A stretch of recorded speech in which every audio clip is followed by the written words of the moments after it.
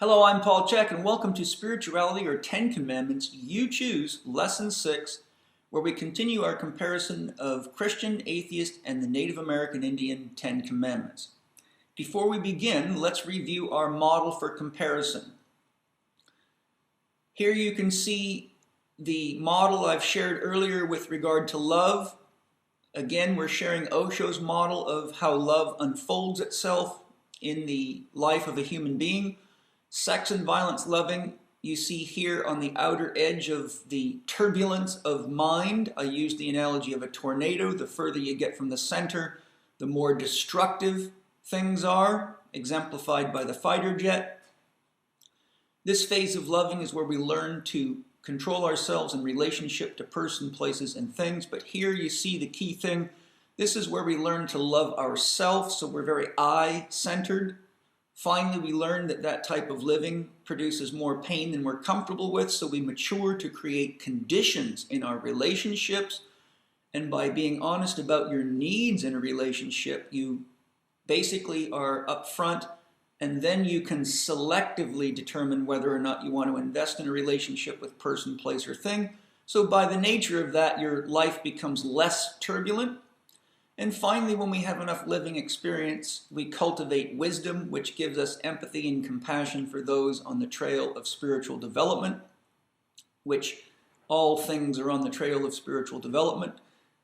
An absolute God is a closed system, so once you're created, there's only one way to go. You're on your way through the developmental phases of becoming conscious enough to basically get to the point where you no longer have desires, so you become completely present with life.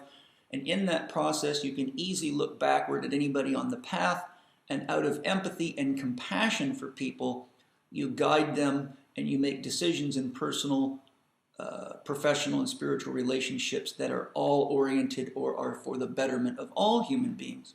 So with that model in mind, let's continue our comparison.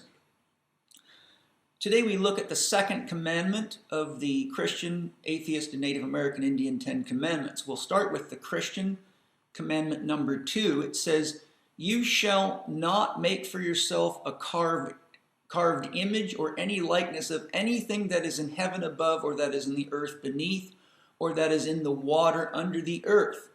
Okay, let's just start right there. First of all, ladies and gentlemen, that commandment completely eliminates art. If you live that commandment, that's the end of art. If you have any affinity or desire to express love or connection to your art, that could easily be considered worshiping. Yet, if we don't worship life, what do we have? Do we not worship somebody's art when we put it on the wall? Do we not worship great athletes when we clap for them and shout and yell and jump for their successes or failures? Do you not worship yourself in the morning when you brush your teeth and comb your hair and go out and exercise? So we must ask ourselves right away with our love model, if you are not allowed to do what you want to do in life, to experience life, at minimum, that is a condition. Therefore, this is a conditional God speaking here. You shall not bow down to nor serve them.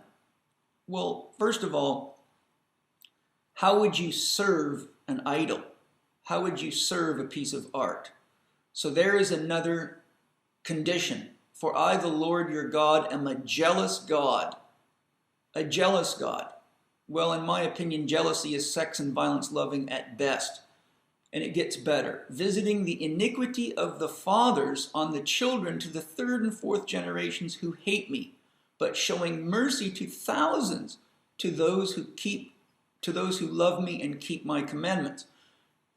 If you study the science of brainwashing, which is also referred to as memetics, the science of language and ideas, a mind virus is written typically with an offense meme, which is an idea that encourages, and a defense meme, which is an idea that discourages. Here you see a defense meme, punishment for doing anything, and then an offense meme, but showing mercy to those who love me and keep my commandments. This is classic brainwashing technology. All you got to do is study the science of memetics or brainwashing. There's tons of books on the internet. Feel free to check into it. But this is exactly the technology that advertisers use, like drug companies use. All you got to do is watch any drug ad and you'll see this technology being put right on you. First they scare the hell out of you, then they put a carrot in front of your face. So far we've seen a lot of conditions and sex and violence loving here. So keep that in mind as we explore the next two classes of commandments here, atheist and Native American. The atheist, in all things strive to cause no harm. That's beautiful. In all things strive to cause no harm. In my opinion, that's clearly empathy and compassion. So this is one of the reasons that so many atheists are repelled from religious systems, because of the kinds of things you hear and see here in the second Christian commandment.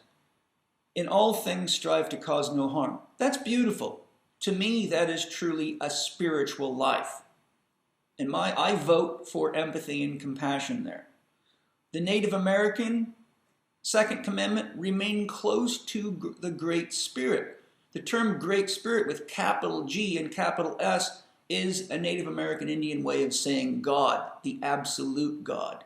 Great Spirit cannot be known. Great Spirit with no name, no shape, no form. So remaining close to Great Spirit simply means remain close to your soul, to your inner voice. The voice that can only speak when you are not speaking. The voice of wholeness that is behind the ego, supporting the ego's adventures at every move until one actually becomes a witness of their own thoughts. And when you become a witness to your own thoughts and you see the grace of God unfolding itself everywhere in your life, then my experience is you will remain close to Great Spirit, because you'll come to realize that's exactly what you are. So remember, God is a verb. There's no such thing as God, only godliness. So if you apply that model, there's no such thing as God, only godliness, to these three commandments, it should be easy for you to get clear view. I always teach my students, whenever they're facing a challenge, ask yourself, what would love do now? What would the love of God do? What would the love of a wise man do? What would the love of a conditional lover do? What would a sex and violence lover do? Well, the sex and violence lover does what's going to work for them. The conditional lover considers your needs, and the empathetic and compassionate lover looks not only at the situation at hand, but its potential ramifications on all living beings. So that takes us through our round of the second of the commandments of the Christian, atheist, and Native American Indian philosophies. Thanks for joining me. Related products, PPS Success Mastery Lesson 1, How to Find and Live Your Legacy. PPS Success Mastery Lesson 2, Self-Mastery, The Absolute Essentials of OSHO, The Absolute Essentials of Rumi. There are only two kinds of sex, which are you having audio, PPS Lesson 9 and 10.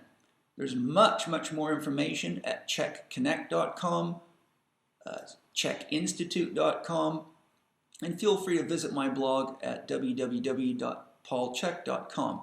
Thanks, I've really enjoyed sharing with you today. I look forward to our next lesson, where we compare Christian and atheist and Native American and Indian 10 Commandments, and we look at commandment number 3.